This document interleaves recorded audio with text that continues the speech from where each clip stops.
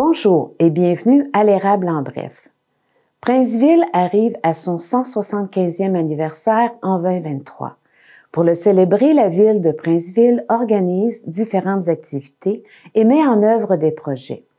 La région de Princeville a connu ses premiers habitants en 1832, avec l'arrivée d'Édouard Leclerc et sa famille.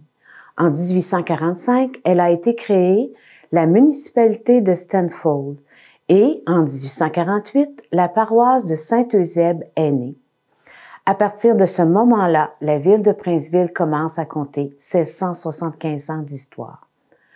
Pour connaître sur l'histoire, mais surtout sur le présent et les célébrations de cette année, nous avons invité à notre studio M. Sébastien Gingras, directeur des communications et des relations avec les citoyens de la ville de Princeville.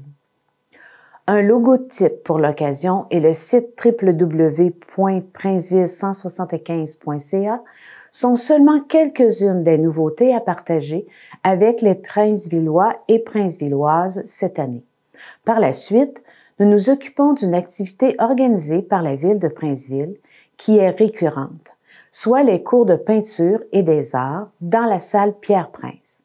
Une équipe de la TVC s'est déplacée au sous-sol de la salle Pierre-Prince pour rencontrer Madame Martine Berthiaume, professeure de peinture depuis 2005 avec des ateliers culturels. Elle nous explique les techniques qu'elle enseigne, autant pour adultes que pour enfants. Nous avons eu aussi l'opportunité de rencontrer Madame Lucie Caron, l'une de ses premières élèves à Princeville. Commençons en premier par les célébrations du 175e anniversaire de Princeville avec les nouveautés apportées par M. Sébastien Gingras, directeur des communications et des relations avec les citoyens de la ville de Princeville. Sébastien Gingras, directeur des communications et relations avec les citoyens. Bonjour Sébastien. Bonjour Amélie. Pourquoi est-ce qu'on parle de 175 ans d'histoire de Princeville? Est-ce que tout a commencé en 1848 avec la fondation de la paroisse Saint-Eusèbe de Stanford? Non, c'est sûr, il y a eu des étapes auparavant. Là, on parle, l'arrivée des premiers colons, peut-être plus dans le coin de 1832. Il y a eu quelques dates quand même là, auparavant. Là. Quand on parle de 1848, on parle de l'érection canonique de la paroisse de Saint-Eusèbe. Donc à l'époque, quand on parlait de Princeville, c'était vraiment au niveau de la paroisse de Saint-Eusèbe. Mais quand on parle de l'arrivée du premier colon, c'est Édouard Leclerc qui est arrivé sur les territoires de Stanford en 1832. Donc ça remonte vraiment à 1832, si on veut, l'origine. Mais quand on parle vraiment du statut de paroisse, ça c'est 1848. Là, il y a eu un paquet d'autres dates importantes, si on veut, dans la vie municipale qui sont survenues par la suite. Et la dernière en date, c'est en l'an 2000, le 23 février 2000, il y a eu la fusion entre la paroisse et la ville de Princeville. Dans le fond, c'est devenu, en fait, je devrais plutôt dire, les municipalités de la ville et de la paroisse, comme on les appelait à l'époque, se sont fusionnés en une seule entité. Et c'est la ville de Princeville telle qu'on la connaît depuis ce temps-là. Donc, ça fait déjà tout près de 23 ans que la fusion a eu lieu. On a vu un logo pour représenter le 175e anniversaire de Princeville. Comment est-ce que l'idée est née? Puis qui en a fait la conception? Oui, très bonne question. La conception, c'est un mandat qui a été confié à WN Art et Design, donc une firme de Princeville. Donc, c'est l'artiste Miguel Leblanc, donc qui a assuré la conception du logo, de l'image de marque. Et ce processus-là, cette réflexion-là, s'est amorcée au même moment où, justement, Miguel travaillait sur l'infographie du calendrier annuel de la ville. Et on était justement à l'étape de réfléchir aux activités pour le 175e, puis aussi l'image un peu qu'on voulait donner à tout ça. Et c'est vraiment une rencontre, qu'il y a eu une rencontre de travail. Donc, j'étais présent. Il y avait notre directeur des loisirs qui était là, notre directeur général, un conseiller municipal aussi qui était là, et aussi, donc, Miguel qui était là. Et au fil, finalement, de nos discussions, ce qui est ressorti, c'est la famille. C'est vraiment, c'est ce qui distingue beaucoup notre ville, d'ailleurs. On dit toujours notre slogan, donc Princeville, authentiquement familial. Donc, c'est un peu parti de là. Et on en est venu finalement au slogan 175 ans, ça se fête en famille.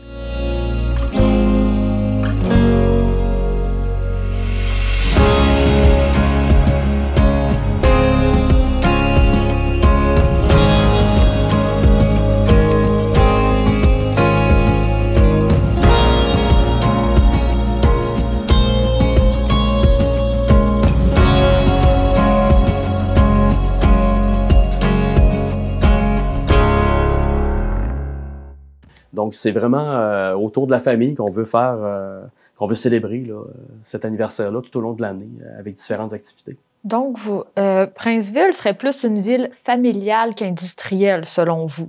Ben, par le passé, Princeville a été beaucoup reconnue comme une ville industrielle. Il faut comprendre que le secteur manufacturier, c'est l'une de nos forces sur le plan économique. C'est un secteur vraiment là, il y a beaucoup d'emplois finalement qui sont liés au secteur manufacturier.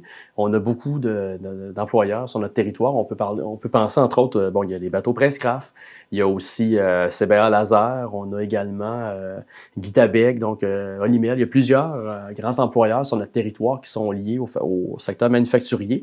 Et donc, ça, c'est l'image peut-être qu'on avait autrefois de Princeville. Oui, ces grands employeurs-là sont encore là, mais depuis, je dirais, le début des années 2000, justement, même, je dirais, depuis 2010, ça s'est accentué beaucoup.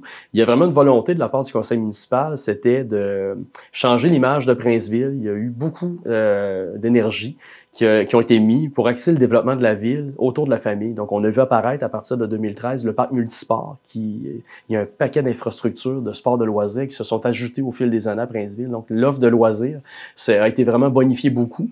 Donc, c'est ce qui a contribué, je dirais, à amener peut-être davantage de jeunes familles à s'établir sur notre territoire. Puis on le voit aussi, on a connu justement dernièrement avec les données du décret de la population qui sont sorties dans la Gazette officielle du Québec. Donc ça, c'est des données qui sont fournies par l'Institut de la statistique du Québec.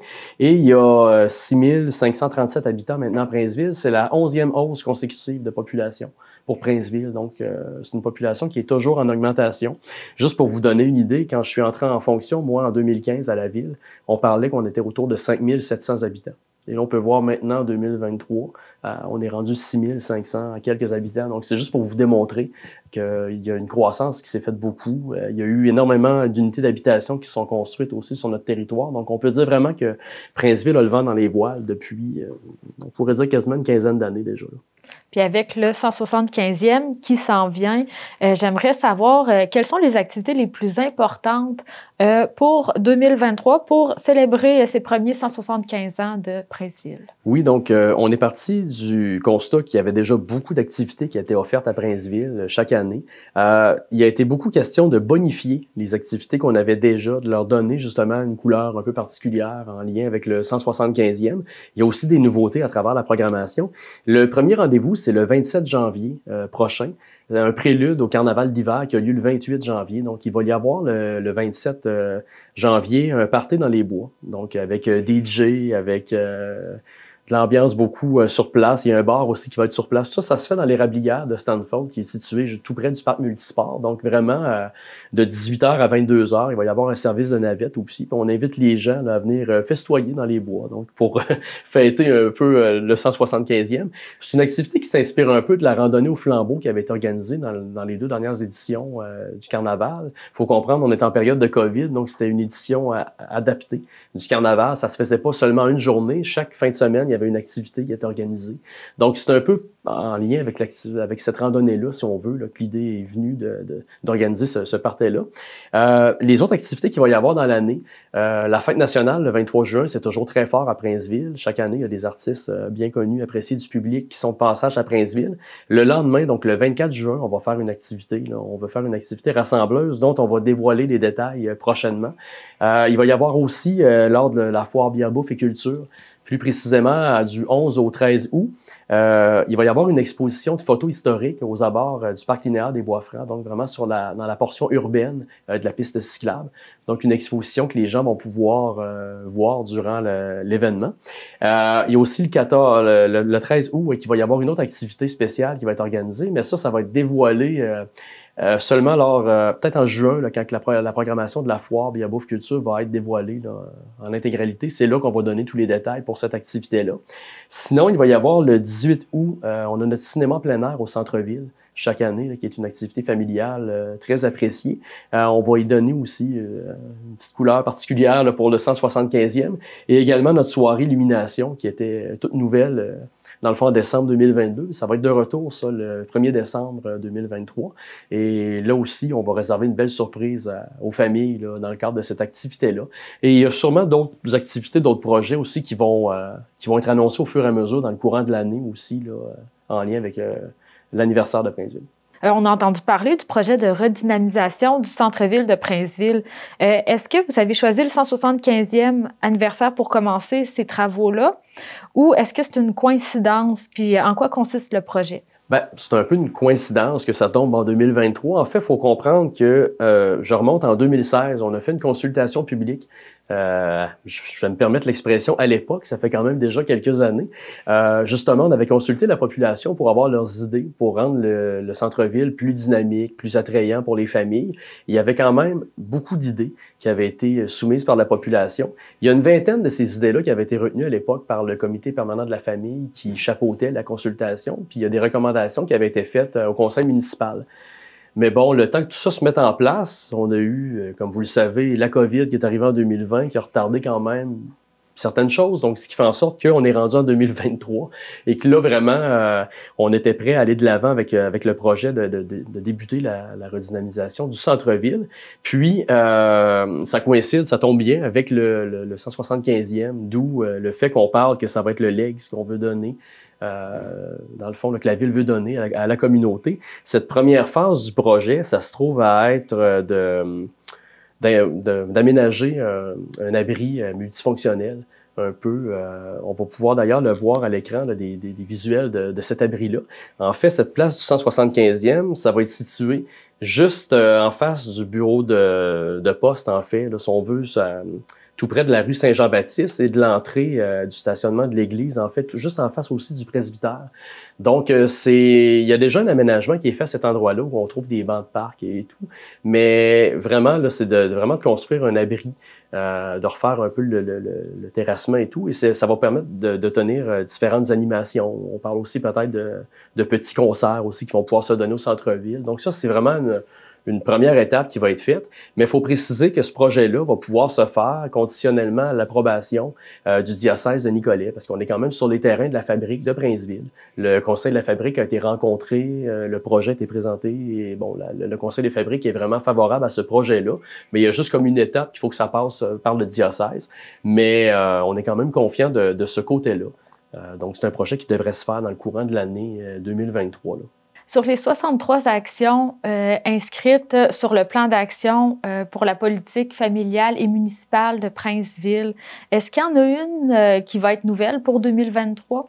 Oui, il faut comprendre, il y a beaucoup d'actions dans ce document-là. Je dirais que tout ce qui est en lien avec la redynamisation du centre-ville, ça faisait partie des priorités qui étaient clairement identifiées dans notre plan d'action 2023-2025.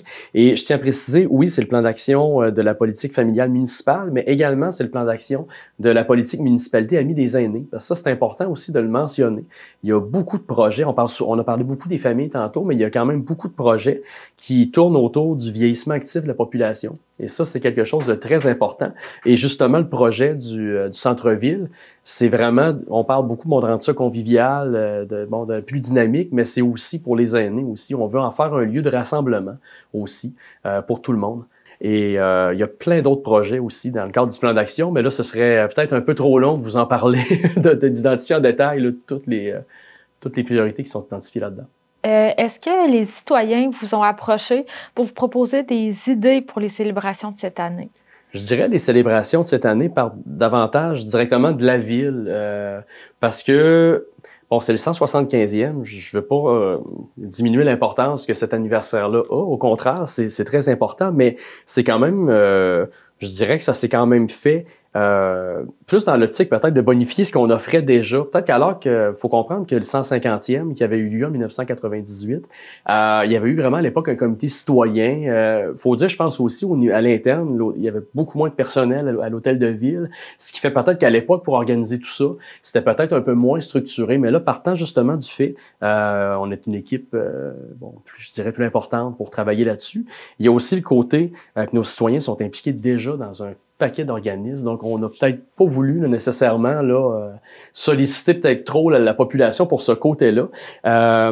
je dirais aussi, il y avait déjà un très grand travail qui avait été fait en 98 lors du 150e par Patrimoine Princeville. Donc, notre société d'histoire avait déjà à l'époque amassé des centaines de photos. Il y avait eu un appel de fait à l'époque. Les familles, tout le monde avait un peu fouillé dans leurs photos, dans leurs souvenirs. On avait quand même amassé beaucoup de matériel, ce qui fait qu'on partait pas de rien pour organiser ce 175e-là.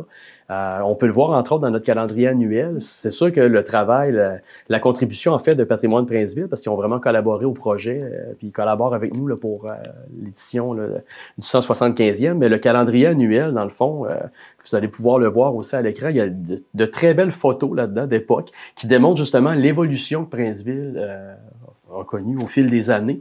Moi, en tout cas, il y a des photos là-dedans, des photos coup de cœur. Je vous dirais qu'il y a la photo... la première photo, en fait, qu'on peut voir en janvier, on voit à quoi ressemblait la rue Saint-Jean-Baptiste Sud vers les années 1880.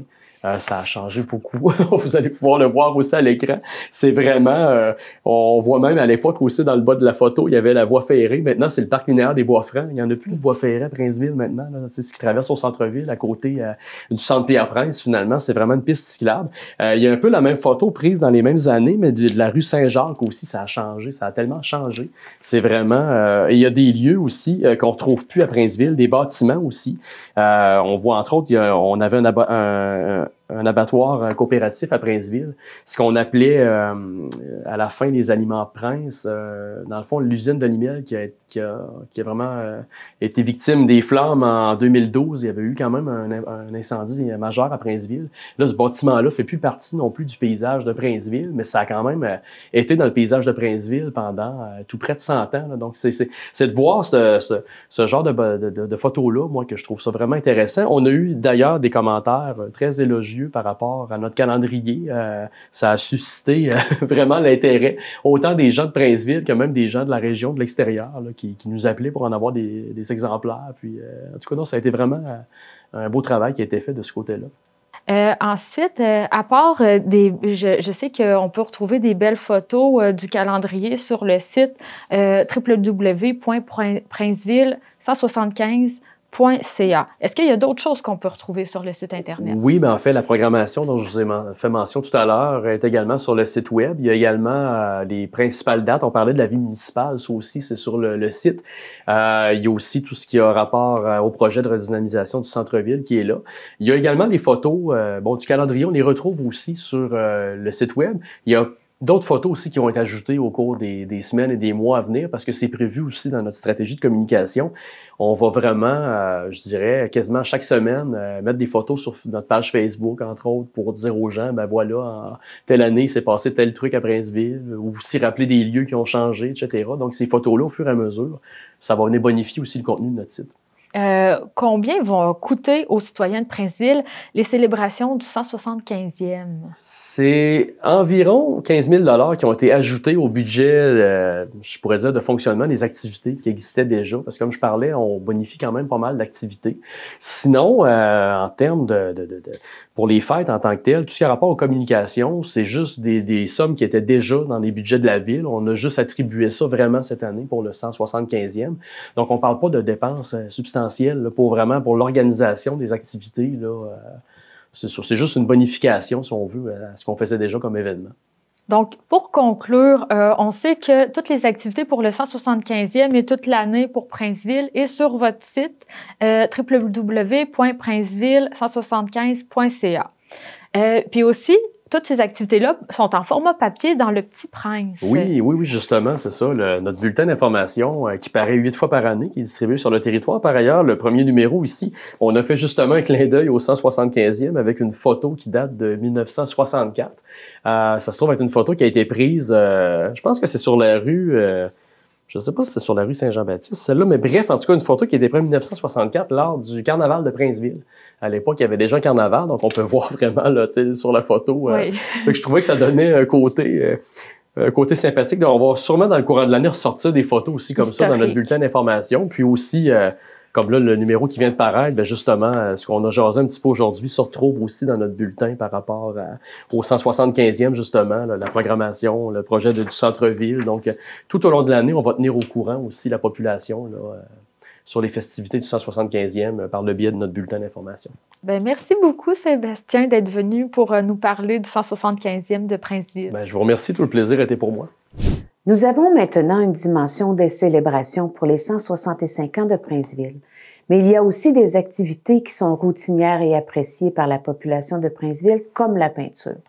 Madame Martine Berthiaume nous explique ses expériences comme enseignante de peinture dans la salle Pierre-Prince, accompagnée par l'une de ses premières élèves, Madame Lucie Caron.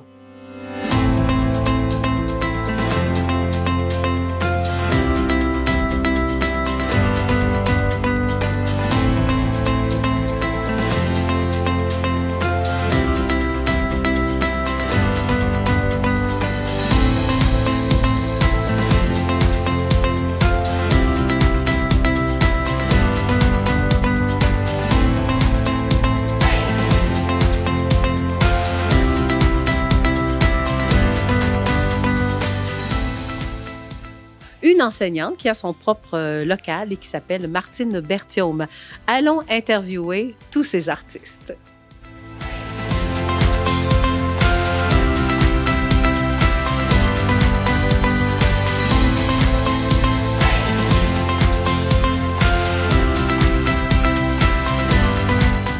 Princeville est renommée pour ses professeurs en art et justement, bien Martine Berthiaume, qui est artiste peintre, offre aussi des ateliers, mais elle a aussi du talent. Alors, on va parler avec elle. Bonjour Martine. Bonjour. Alors, raconte-moi un peu ton histoire parce que tu as ton propre local maintenant. Oui, c'est ça. Ça a commencé en 2005. Ils ont commencé à faire... On a monté des ateliers culturels.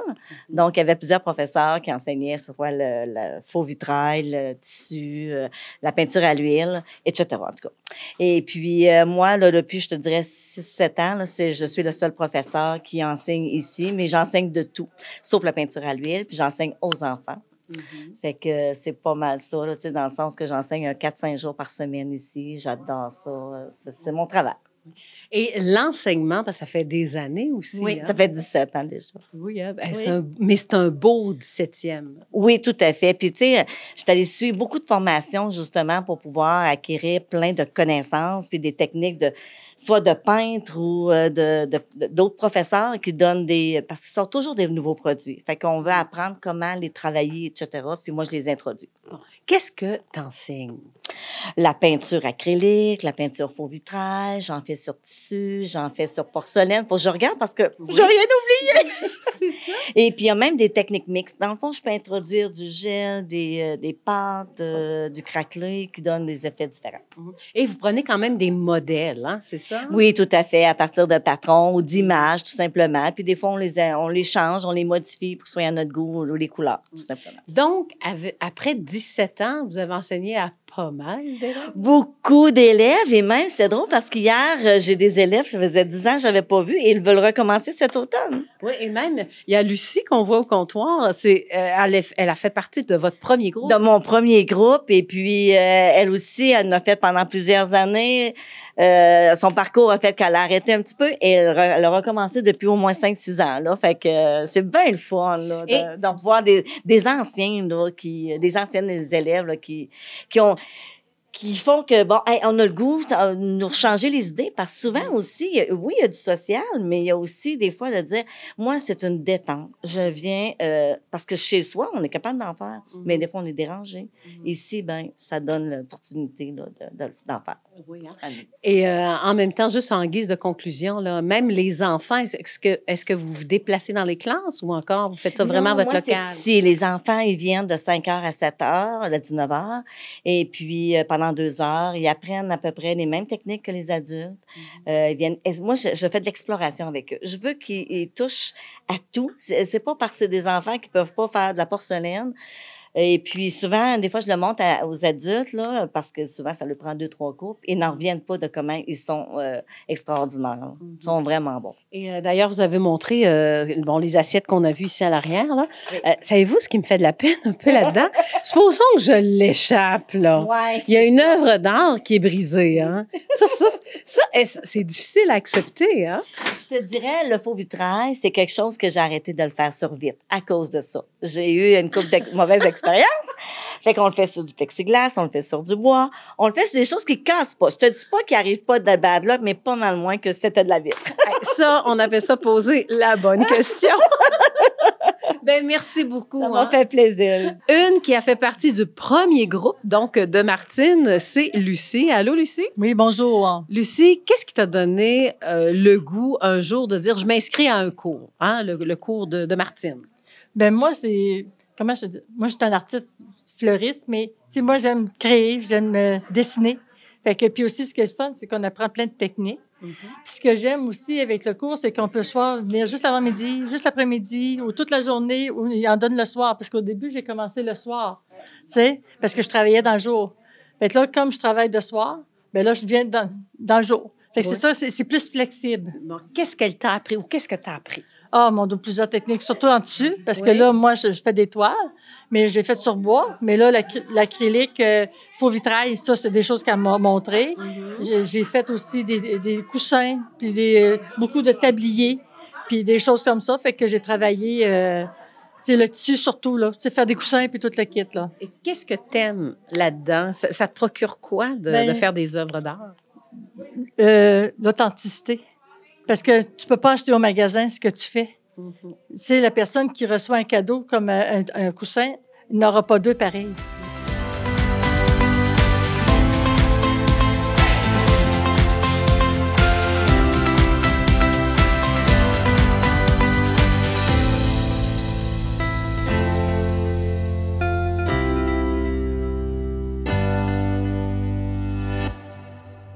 Vous avez entendu les nouveautés pour le 175e anniversaire de Princeville cette année, ainsi que l'enseignement soutenu de peinture de Martine Berthiaume. Nous vous rappelons que vous pouvez suivre toutes les activités de célébration à venir sur le site www.princeville175.ca. Avec cela, nous nous approchons à la fin de l'émission Érable en bref. Si vous voulez regarder nos émissions informatives après la diffusion en ondes, vous pouvez toujours le faire sur notre propre site Internet www.tvc.org. Nous serons de retour la semaine prochaine. Passez une bonne semaine.